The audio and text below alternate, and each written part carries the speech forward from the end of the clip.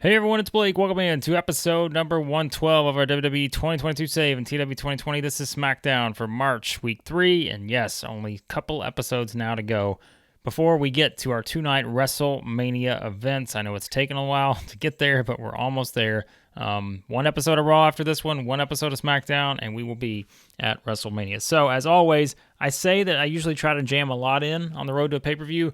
You guys are going to see in this episode, boy, there's a certain storyline that we are putting a lot into to kind of get everything we need in before we get to the show. But you'll see what I'm talking about a little bit later on. So a lot to get to on this episode. But let's start with the pre-show. Otis gets the win over Eric. 8:30 World's Strongest Slam. 61 for this match. So this will actually do better than a couple of matches we have on the main show. But I don't know why. Just thought Otis and Eric was a very interesting pairing. I mean, two hosses just kind of going at each other. So yeah, that's what we went with on this one, but we know Eric, part of the Viking Raiders. Otis still in the tag team with Elias. So yeah, Otis gets the win in singles action on this one. All right, let's start the main show. It's going to be chaos, but it's chaos all the time in our WWE series right now, as you saw on Raw. So we start things off with an 86 segment here, and it is Mick Foley welcoming Paul Heyman into his office, and immediately Heyman's like, Mick, I know you're angry, and we can see it on Mick's face. He's visually not very happy here because of what happened at the end of last week's SmackDown. We saw the debut of Solo Sikoa, who attacked Seth Rollins after the contract signing, and it looked like the strength now for Roman Reigns. Just when we thought Reigns had no one left after No Way Out, we kind of had the visual of Rollins attacking him, Reigns looking around, there was no one there. Well, now he's got the returning Paul Heyman, and he's got the debuting Solo Sikoa, so Reigns back to being strong again as a unit there. But what also happened afterwards is Roman Reigns, as we remember, shoved Mick Foley into the corner when Foley tried to break things up. And that is when Paul says, look, Mick, I'm so sorry. The tribal chief did not mean to put his hands on you, our esteemed SmackDown general manager. He just was caught up in the heat of the moment in the triumphant debut of Solo Sikoa. And, Heyman just doing his usual verbiage here. And that is when Foley just says, Paul, shut up. I don't want to hear it. I have made a decision on Roman Reigns because there are going to be consequences for Roman Reigns because he has done this before. He's put his hands on me before, but this time around he went too far. He shoved me down, and I'm not going to stand for it. I'm the SmackDown general manager, and you and your client, Roman Reigns, are going to meet me out in the ring later on tonight as I will announce what this means for Roman Reigns. So Foley's made a decision on something, 86 for this one, and we'll see exactly what happens a little bit later on this edition of SmackDown. All right, then we got Pat McAfee and Xavier Woods because our first match is going to open up this SmackDown. It's the one we hyped up last week, made it official. Brock Lesnar versus Xavier Woods, one-on-one, and McAfee's just standing there like basically making it very clear, like, Xavier, what are you doing? Why did you suggest this match against Brock Lesnar? Have you seen what he's done to Kofi Kingston and everyone else? And Xavier's like, that's exactly why I'm doing it, Pat. I've seen what he's done to my friend Kofi Kingston. I see what he's done to Big E. And so everyone thinks that I'm just going to stand around and not step up. I'm not scared of Brock Lesnar. I've been waiting for this moment with Brock Lesnar for a long time. And I'm finally going to be the one that gets my hands on Brock Lesnar because he thinks he can sort of go around and do whatever he wants to the New Day. I'm going to put a stop to it right now, and then Big E's going to finish him once and for all at WrestleMania. So Xavier Woods playing the ultimate babyface here as though he is not scared of Brock Lesnar. I think he should be, but he's not. And so that's going to lead us into our match here. Again, 72 for this segment. Brock Lesnar, Xavier Woods. And just when you think Brock was as confident as ever last week, thinking that he's going to get a chance to destroy another New Day member on the road to the match with Big E at WrestleMania, well, it looks like it's actually the New Day who are the ones that get the upper hand. Because for the first time in a little while here, it is Brock Lesnar getting the win over Xavier Woods. But the reason why is the returning Kofi Kingston, who we saw Brock Lesnar take out at No Way Out. Kofi makes his return. The crowd pops huge here. Gets a 70 for the match. That's fine. We weren't aiming this to be a big match. This was really all about the angle.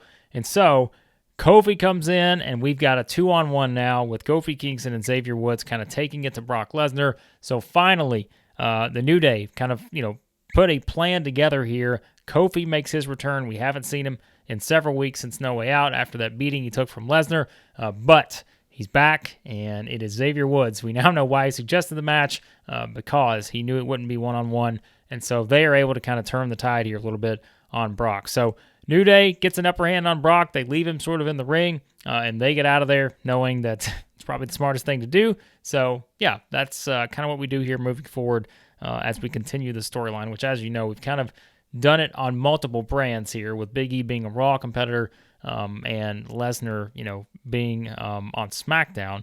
And so that's kind of made it very interesting with the dynamic of Lesnar with the other New Day members on SmackDown. So for one night here, at least the babyfaces get a little bit of revenge on Brock Lesnar. We'll see how Brock responds, because he always responds in a very, calm manner, I'm sure. So 70 for this match.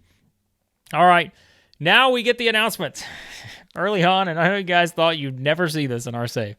But you're going to get it, because yes, for the first time in our series, next week on SmackDown, the go-home edition before WrestleMania, it is going to be John Cena and Sami Zayn teaming up together to take on The Miz and Baron Corbin. So, yes, given everything we've had with Cena and Zayn over the months, we know that took a big step in a different direction last week, after it was Sami Zayn somehow helping John Cena successfully defend Sami's former U.S. Championship against The Miz.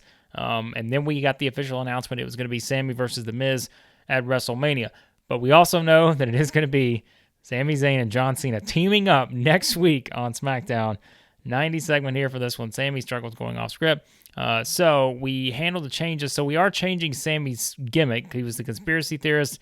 We've gone to underdog here. There's a reason why I chose that one.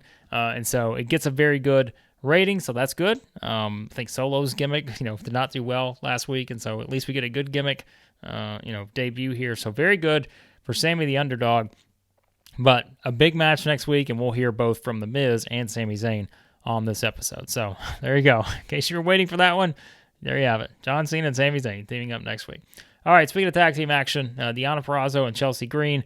Don't worry, Ben. I told you that the tag team action was coming with the two partners here. And again, by the way, I mentioned this to Ben in the comments, but the Trish injury, you have to remember, that really changed about 3 different matches and storylines that I had in place moving forward. I know you're like, well, wait a second, how could Trish's one injury change that? Well, it was kind of the domino effect of how that impacted other kind of changes to the card and some things we had in store. And if you go back to the Royal Rumble, you can probably remember one of the particular interactions we had in the Rumble that we had in mind to move forward with as a storyline, but Trish's injury kind of put a halt to that. So that kind of changed some of our plans, especially for Deonna Purrazzo after she had just debuted at the Rumble. But nonetheless, we'll get to those storylines once Trish returns, but it did change a lot. So keep that in mind with pretty much almost the entire women's division on SmackDown. We had to change some things for. But they get a win here over Natalya and Tamina, 707. 54, not a great match, but yeah, like I said, Purrazzo is, I don't think she's the most over person. I think Natalya's probably still the most over person, but in-ring performances, Deonna still leading the way there. So there you go. On that, a win for Deonna Purrazzo, who will be in our women's Money in the Bank ladder match at WrestleMania. Speaking of that, we'll have that big 6-woman tag coming up here soon. Oh, by the way, I want to quit, because we really are not advertising this. We're also going to have Gunther versus Shinsuke Nakamura on this show. So I know it's one we didn't really hype up, but I hate it. But look, it's WrestleMania. We're trying to get to it. And so that's a big match on this show, but I'm sorry that we couldn't really put more fanfare into it. Anyways, we'll talk about that in a second. I expect that match to do well. Pat McAfee asking The Miz about his WrestleMania match with Sami Zayn, while also asking about the tag team match next week. So let's get to 65 here for this one. And you can tell The Miz is angry because, once again, he had his shot at that United States Championship last week. Sami Zayn gets involved, and that's what we know The Miz has been hunting for, basically for months now, trying to get that U.S. Championship. We know he was kind of doing some things behind Sami's back to try to, pull one over on him and eventually get that title. It never happened. And so Miz just says, Sami Zayn and John Cena, huh? Sami Zayn and John Cena. That's what Sami has become, teaming with John Cena. And Miz just basically says that, your typical heel promo here from the Miz, hyping up the tag match next week, saying him and Baron Corbin are going to put, both of them out of their misery next week. But also Miz is going to take care of Sami Zayn, just like he should have long ago. He's going to do that at WrestleMania. So 65 for this one. So we're headed towards that coming up. All right, Humberto Carrillo gets the win over Jinder Mahal here, 826, 58. In all honesty, I just needed more matches on the show, and that's why we went with this. Apologies to, I think these two have wrestled before. It may have been, I don't know, several weeks ago, maybe a month or two ago. I usually don't like to do rematches, as you know, but it is what it is at this point because there's a lot of guys that we can't necessarily put in the ring right now on the road to WrestleMania because they're more in storyline stuff. But Humberto gets the win. We know they're headed. Humberto, Grand Metalik, Lince Dorado are going to be in that Lucha Libre showcase at WrestleMania against the Raw trio of Rey Mysterio, Dominic, and Angel Garza. So just giving Humberto a win here to kind of build him towards that match. So 58 for this one. All right, now we get 69. Nice rating here. Would have liked this to have been better, but as we see, Sammy's struggling going off script. We've got that note multiple times. I don't agree with that. I think Sammy's good off the script. So McAfee asked Sami Zayn about this unprecedented moment of teaming with John Cena. And, Sammy starting to turn that babyface side as we see, but Sammy just says, yeah, Pat, I would have never thought that I'd be sitting here teaming with John Cena. But I know, we haven't seen eye to eye in the past, and as I told John Cena last week, I'm still coming to get my United States Championship back. But, things have changed over the past several weeks, and somehow I hate The Miz more than I hate the idea of teaming with John Cena. And so Sammy just says that's what it's become, and that's what The Miz has become. And so I can't wait to get my hands on on The Miz next week, and then I'm going to get my hands on The Miz at WrestleMania for costing me what I value the most, and that was my United States Championship. And so, Sammy here just kind of pushing that somehow his hatred for The Miz is more than his hatred that he ever had for possibly teaming with John Cena. So there you go for that one. As I said, I think the Sammy-John Cena thing has been interesting because as I've talked to you guys about before, we never really made it to where Sammy was just this over-the-top heel where he was just doing these dastardly acts. It was just Sammy, right? It was just sort of the playful Sammy, comedy stuff thrown in. And so, yeah, that's kind of how we managed to get to this point is we never really made them just true hatred between those two. But, yeah, we'll see what happens next week in this tag team match. All right, as I said, Gunther and Shinsuke Nakamura, kind of a big match here that I didn't want to just put as a throwaway match on a SmackDown, but nonetheless, here we are. It's not a throwaway match. They still got a 78 in 9.5 minutes. So we'll take that, but as we know, we talked about Nakamura. His in-ring work has not been great in our series. He's got the declining physical ability, so it's not great. Yeah, slow and steady, declining physical ability. So that's a couple of the penalties on this one, but Gunther gets the win, and that's kind of the story here, the submission on Nakamura. We know Nakamura coming off that hard-fought match last week against Samoa Joe. And speaking of Samoa Joe, 68 for this one. Samoa Joe comes down to the ring because we saw last week after Joe had defeated Nakamura. Remember, Joe's career on the line here. He said he will retire the next time he loses a match. He was able to escape against Nakamura, but now here comes Joe, and he gets into the ring after Gunther gets the win over Nakamura, and now Joe's in Gunther's face because we kind of saw, the setup last week with Gunther coming out on the stage and sort of staring at Joe after the win. Well, now Joe is up in Gunther's face, and then we just have Gunther take his hand, and he just shoves it into Samoa Joe's face here. So 68 overall, and then all hell breaks loose because that's what we do here in our WWE series.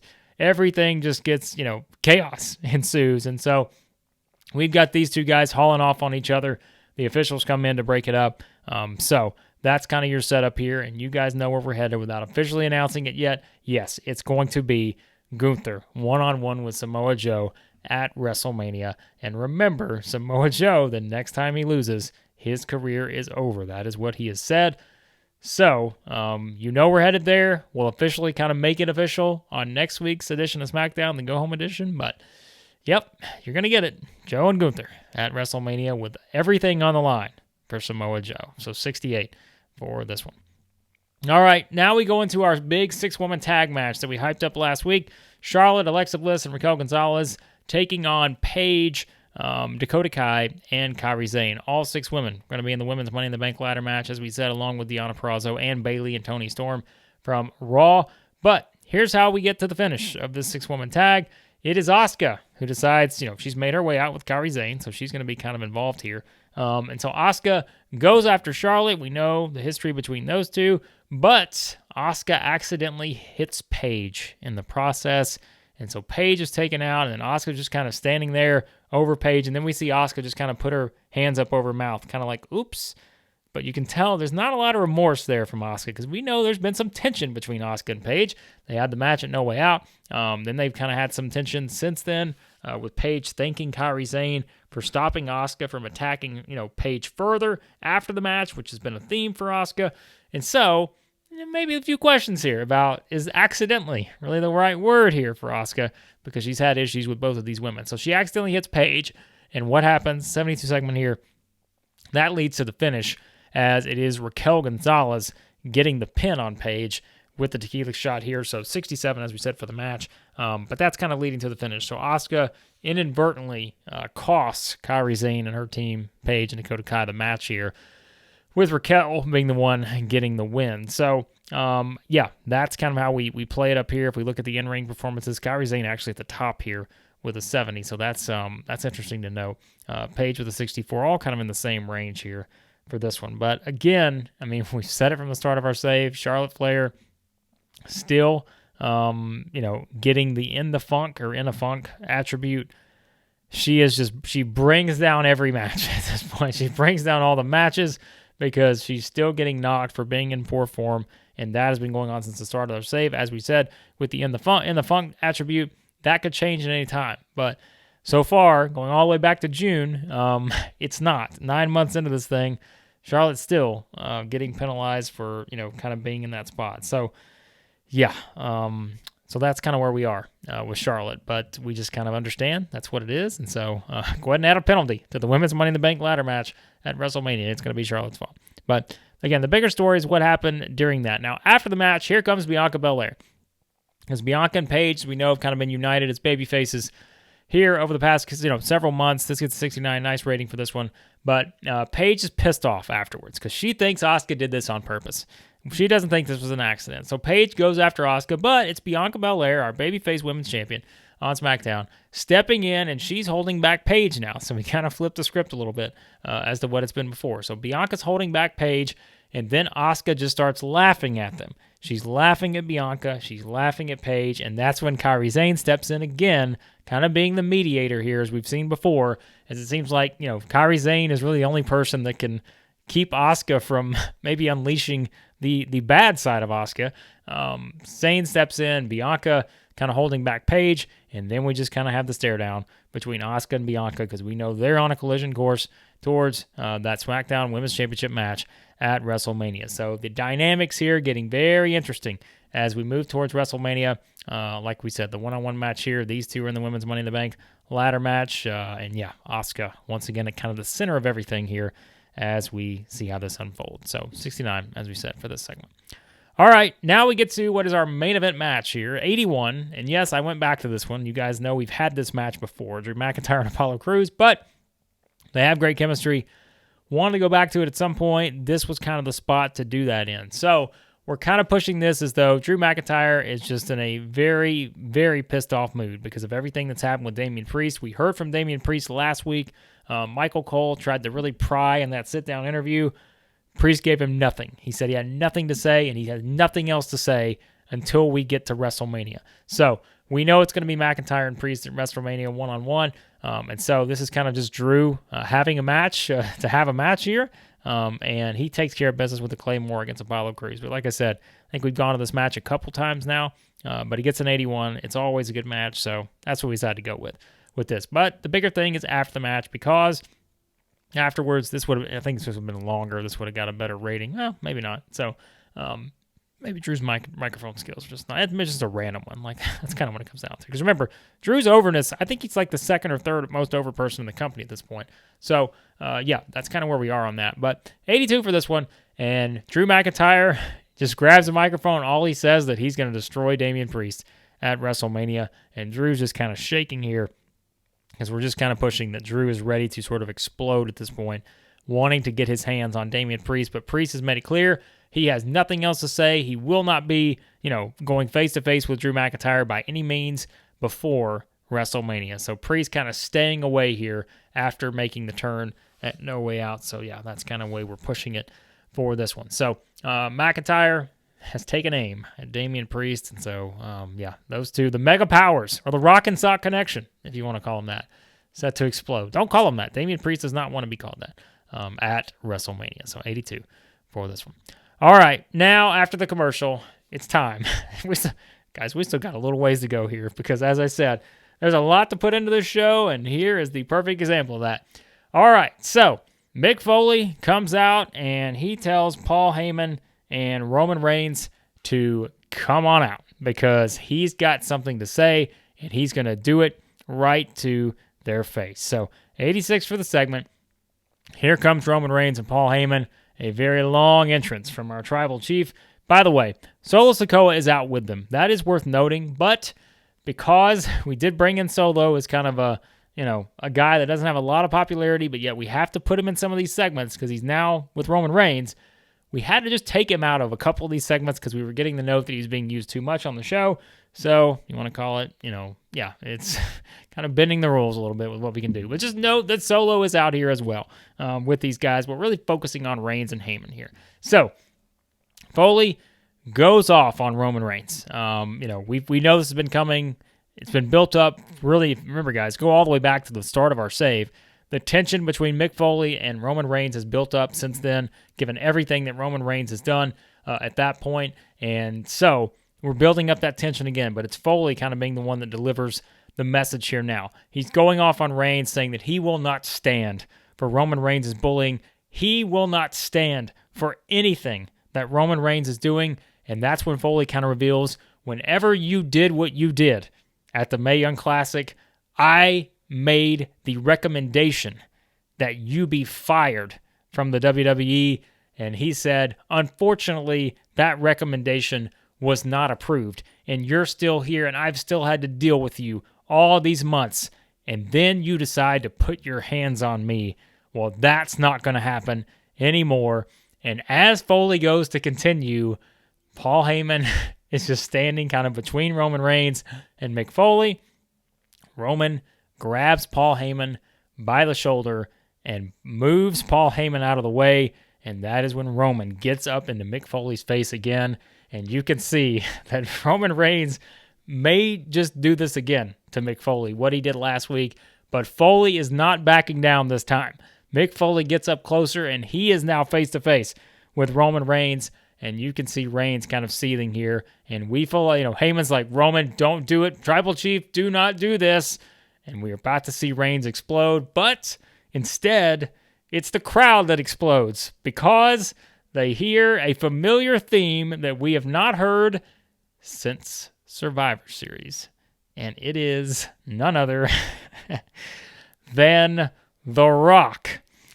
100 rating. I mean, come on, it's The Rock. Come on, Rock and Roman Reigns. Of course, we're going to get a 100 rating, right? The Rock has returned. And here comes The Rock.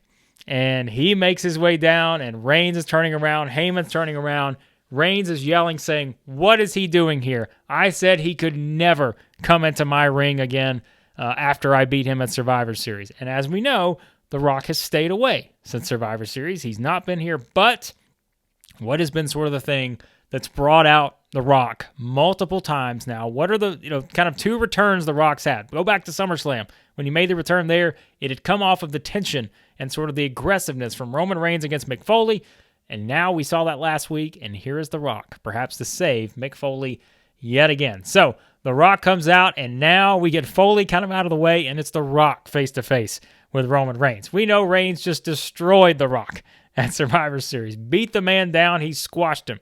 But The Rock is back here, and that is when Heyman is yelling at Foley, he's not supposed to be here. We had a contract. He's not supposed to step in Roman Reigns' ring. And that is when The Rock just turns and tells, Paul Heyman basically to shut the hell up. And now it's The Rock taking aim at Roman Reigns here, and Reigns just smiling at The Rock. And we've got The Rock saying, yeah, I know. You don't think I should be back in this ring. You don't think I should be here because of everything you said. I could never step back into your ring. Well, that's when The Rock says, that's where you're wrong, Roman Reigns. This has never been your ring. This is not your ring. Yeah, you beat the hell out of me at Survivor Series. You gave me the beating of a lifetime. But reason I'm here is because, and that's when The Rock says the key line here, family never forgets. And Rock says, I didn't forget anything that you did to me at Survivor Series, and I can tell you right now, no one else in the family has forgotten what you've done. Mick Foley, to me, Mick Foley is family. And there's a lot of other people who are family to me, and they have not forgotten what you've done. So you can say I can't be in your ring and all this other stuff, but as I've said before, you may act like the tribal chief, you may act like the head of the table, but you will never be the true head of the table or the true tribal chief, no matter whether you beat me or anybody else, because family never forgets. And that's all The Rock has to say here. As Reigns is kind of, you can hear Reigns just kind of chattering. He's like, yeah, well, no one's going to forget the ass beating I gave you at Survivor Series. And The Rock, that's all he has to say. He just makes it clear that family never forgets. And so that's the line here from The Rock. And The Rock and Mick Foley are out of there. Like, they make their way out, and Reigns just standing there. Heyman's looking around, kind of wondering what The Rock means by this. And so The Rock starts to make his way out. So he didn't have a lot to say here, but he just came back to make that statement to Roman Reigns about family never forgetting. So 100 here for this segment. Now, as The Rock is leaving, Mick Foley's leaving, we've got Reigns, Heyman, and Sikoa all in the ring. So, as they're leaving, well, someone else is making their way out, and that is the person who will challenge for the for the Universal Championship at WrestleMania, and that is Seth Rollins. So this gets a 98. Solo's looking dreadful here, by the way, in these segments, but that's okay. It's going to help Solo in the long run. So, Rollins makes his way out, and we see The Rock and Mick Foley both kind of walk past here, so we never really actually heard what Mick Foley's decision was, anything like that. But The Rock kind of gets Foley out of there knowing this is kind of a hostile situation, but The Rock did what he came to do, and that apparently is all he came to do, to send that message to Roman Reigns. And so, Rock's leaving. We kind of get sort of the Rock walking past Seth Rollins, which you remember, that was kind of a big part of things. If we go all the way back to the end of last year, kind of had the interactions between The Rock and Rollins when Reigns and Rollins were teaming up, like all that stuff. But now we've got Seth Rollins making his way towards Reigns and Solo. The Rock is standing on the stage. We're realizing that Rollins is about to walk into Reigns and Solo here 1-on-2, right? Well, The Rock's looking around as Rollins makes his way down to the ring. Reigns is waiting on him. Solo steps in front, kind of to protect Reigns here. But as we have that happen, I told you guys, there's no shortage of developments here on this show. 98 for the segment. Well, someone else makes their return, because sliding in from behind is Jimmy Uso. 89 for the segment here, as Jimmy Uso makes his return after No Way Out. And Jimmy, the crowd buzzing again, because Jimmy slides in, and it is Jimmy who hits the super kick on Solo Sikoa, and then he turns and hits the super kick on Roman Reigns. So Rock's out of there. He's kind of, we see The Rock kind of smiling and laughing up on the stage. He's out of there. Mick Foley kind of stays out to sort of monitor everything that's going on here. Seth Rollins is sort of standing back now as he sees Jimmy Uso hit a super kick on Solo and Reigns. Both of those guys are down. 89 for this segment. But then, in the magical moment of this one, all of a sudden, Jimmy Uso turns to Paul Heyman. And that is when Jimmy looks over at Heyman, and Heyman just starts begging off here. Heyman's got his hands up, telling Jimmy, please don't do this. Don't do this. And then Jimmy just turns around and then quickly turns right back around and hits a super kick to Paul Heyman. So now, Solo, Roman Reigns, Paul Heyman, they're all down here. And that is when Jimmy exits. He just sort of stares at Seth Rollins from the other side of the ring, because again, we talk about history. There's history between Seth and Jimmy. We know kind of, there's no, good feelings necessarily between those two, but Jimmy hitting the super kick on Seth, Solo, and Heyman. And as Jimmy is leaving, we hear Jimmy yell, "I've done my part. Now it's on you." Jimmy not looking at anyone in particular here, but he's just kind of yelling, "I've done my part. Now it's on you."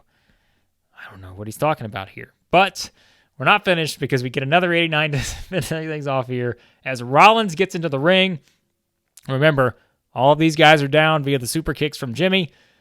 Rollins goes over, hits the curb stomp on Solo Sikoa, and yes, he does it again. Just when you think Paul Heyman has made his way back into the fold after No Way Out, it happens again. As Seth Rollins goes over, the crowd's asking for it. Curb stomp again to Paul Heyman, and then Roman Reigns rolls out, and we are kind of back now where we started with Roman Reigns. Paul Heyman's been taken out, Solo Sikoa's been taken out, and it is Seth Rollins standing tall in the middle of the ring with Roman Reigns retreating, the same visual we got at the end of No Way Out. So, a lot I know we got to in that segment. This was half the show, this final sequence here, but as I said, there's a lot we had to push into this because I based on next week's show, we couldn't get it all into next week. So, maybe that's my own fault for planning it that way. But, again, the visual of Seth Rollins and Roman Reigns, once again, with no one around Reigns here, after Heyman's been taken out again, Solo's been taken out. Jimmy made the return, saying he's done his part. What is he talking about on that? The Rock came back, talking about family never forgets. Chaos to finish this edition of SmackDown. 88 for the show. Increase our popularity in 17 regions, as you see, and a lot of segments on the show, but five segments actually finish the show for the Roman Reigns storyline here. And so, wow. There was a lot, I know, crammed into that, but hopefully you guys followed that and enjoyed that final sequence here because a very chaotic ending to SmackDown. Return of The Rock, return of Jimmy Uso, and Paul Heyman taken out again. Solo Sikoa taken out, and Reigns, just when you thought he was back to being perhaps stronger than ever, his two companions taken out at the end of the show. So there you go, 88 for this one. Let's see what we get to before we wrap up. All right, so that was SmackDown. Awesome show, fantastic reviews. I would hope so. We brought back The Rock, we brought back Jimmy Uso, we brought back Kofi Kingston. That was a jam-packed show. So some of the other storylines that didn't get a lot of attention, you kind of see the reason why. We also set up a John Cena and Sami Zayn tag team for next week. So that was a very noteworthy edition of SmackDown with only one edition of SmackDown yet left to go before we get to WrestleMania. So there you go. Anything in here of note? I don't really see anything on this. Bob Holly's retiring, so he's out of there. All right, well, we won't be bringing him back for a WrestleMania match, it seems. Avery Taylor, developmental contract ending. We'll get her back. That's JC Jane. So we'll just go ahead and give her a quick contract here. She's only 24, so yeah, we'll get her on a 3-year contract. We'll give her 15% of the merch. Okay, he wants to go to 6. Whatever, that's fine. We got all the money there is. We don't really care about money at this point. So, all right, there we go. So she's going to be back. Kofi Kingston body type change. Oh, wow, okay. So in the 3 weeks off that Kofi Kingston had after No Way Out, Kofi said, if I'm going to take out Brock Lesnar, I've got to get in the gym. And so Kofi has bulked up. The man is not toned anymore. He is muscular. So think about Kofi Kingston adding about 25 pounds onto his frame. That's what we're going with now. So we may have to push Kofi into a new stratosphere here if he is a muscular guy. So keep that in mind. 5.93 for SmackDown. Remember, we did all that without even advertising the return of The Rock.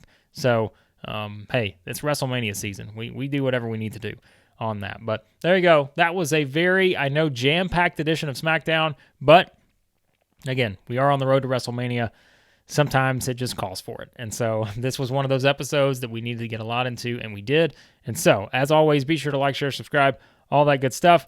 Be sure to check out everything else on the channel, AEW series, Exploring the Seaverse, our TCW series. You guys are having a lot of fun with that one. I did the Extreme Warfare Revenge review. We're going to go back and look at some retro games. So that's going to be a new series on the channel. And there's a lot more to come that I haven't even kind of, published yet. There's still a lot more to come on the channel with some new series as well that we're going to get into just to, again, give you a lot of variety. That's what we're looking for here on the channel. And I appreciate you guys, as always, for the great feedback. So, again, be sure to hit that subscribe button. And on the next episode of our WWE 2022 save, it is WrestleMania week because it will be the go-home edition of Raw for March, week 4.